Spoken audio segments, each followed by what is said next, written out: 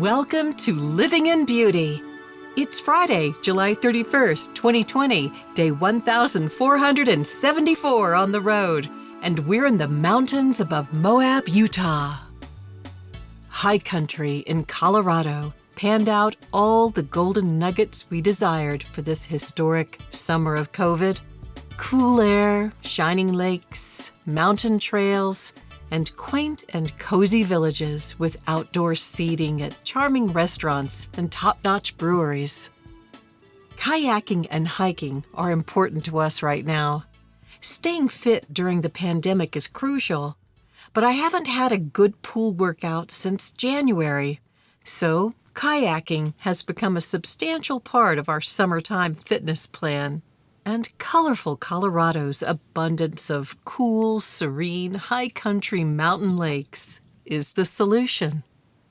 Leaving Colorado Springs, we drove the rig through downtown Denver toward Loveland.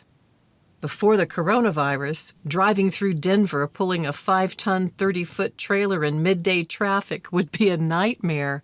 But the highway was tolerable, and we enjoyed this first glance of the city. Our destination, the location of the canceled 2020 Airstream International Rally where we had been scheduled to speak. Later, we accepted an invitation to make a video of our presentation. Our reservation, made months in advance, was at Boyd Lake State Park. Just a couple of weeks before we arrived, we received notice of the campground's reopening. Loveland is very close to Fort Collins, where we briefly ducked in 3 years ago for beast repairs. The city was welcoming and beautiful, and the residents neighborly. With the feeling that this is an area where we could someday settle down, we decided to explore as much as possible while here, given the restrictions of this pandemic.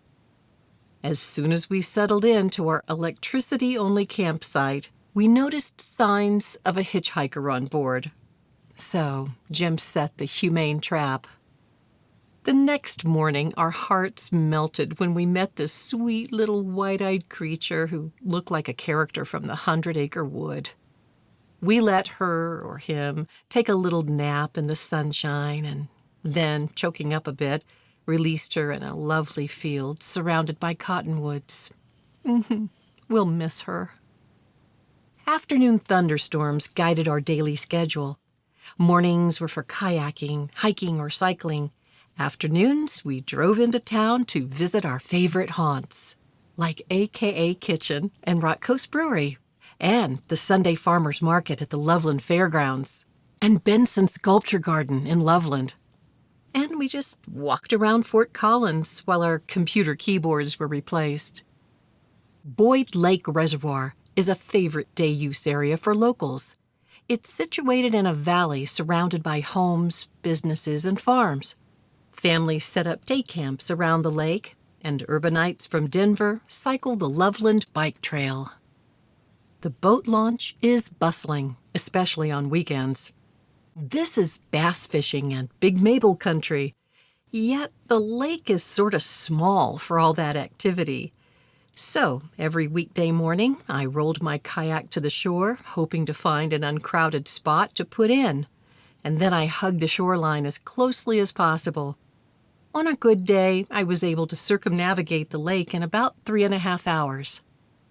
One day, the helpful and always cheerful seasonal staff at Boyd Lake Marina suggested I visit Horsetooth Reservoir, west of Fort Collins in Larimer County. Wow! Thanks, guys! This lake is huge, with gorgeous red rock formations. Another fabulous Colorado State Park with lakeside camping and many other recreational opportunities. We left the Fort Collins area with the same impression we had years ago. This wonderful city is on our short list of long-term and permanent future locations. We pulled out of Loveland and followed the spectacular Cache la Poudre River as we headed up higher into the mountains. And special thanks to our friend Dane, who recommended we stop at Mishawaka for lunch. Great suggestion. Driving these curvy Colorado mountain roads is an exercise in awareness. The dangers are obvious, but you never know what you might see around the bend. Colorado has one of the oldest highway systems in the world. Before white settlers arrived, the nomadic Noosh, commonly called Ute, had traveled these roads for tens of thousands of years. From the basin of central Utah to the Rocky Mountains and to the plains, the people of the Shining Mountains are the only North American tribe without a migration story. These mountains are their summer home for the last 20,000 years. As we drove toward Steamboat Springs, I wondered what the Ute call this road and the names of these mountains that we invaders celebrate as the Switzerland of America. But these colonial musings evaporated when we settled into our flowery, alpine, dry, no hookups at all, campsite and noticed that our freshwater tank had sprung a gusher of a leak. Fortunately, we had a decent enough signal to consult with Vinny Lamica, our Airstream technician. First, he gave us the bad news. We need a new tank, and it will take weeks for it to arrive to his shop in Wilton, California. The good news is that we could temporarily patch it with silicone. And so far so good. Seems to be holding. Now, enough of the man problems. Back to the flowers. It was springtime in July. Steamboat Lake gushed with these wildflower beauties. I'm a sucker for wildflowers. Big ones, little ones, fluted ones, round ones, pink ones, and yellow ones. It took an entire day to just get over it. That's a lie. I never got over it. Steamboat Lake is so beautiful, the trees grow eyes, and you have to see it to believe it. Daytimes, we kayaked at the foot of Hans Peak and went home to relish our home-cooked meals and enjoyed the many small pleasures of mountain life. In the evening, when the hikers, cyclists, and anglers went home for dinner, the path around the lake was clear, and we took these tranquil, moonlit walks around the lake. Colorado's Great Seal bears the Latin motto, Nihil sine numine, which translates to, nothing without the divine.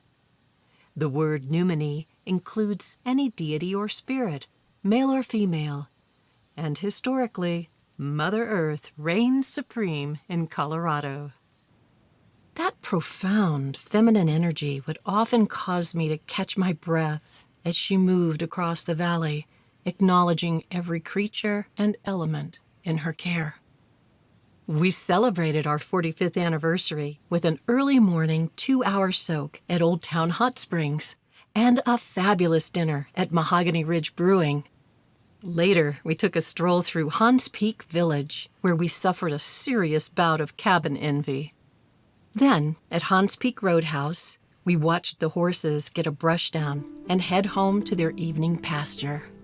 The ideal climate at Steamboat Lake, mid-80s in the daytime and mid-50s at night, suggested we stay longer. But Jim could secure only 8 days and no more. Ah, well, luck had run its course. But it was all for the best to say goodbye. Too much of a good thing, you know. So farewell to Steamboat Lake and the luscious Yampa Valley, a place to love and to be in love. Thank you for joining us at Living in Beauty. If you like this post and want to be notified when a new one is released, please enter your email address and click the follow button at the bottom of this page. For more info, check out our travel maps and facts. Okay, that's it for now. Safe and happy travels, and see you next time.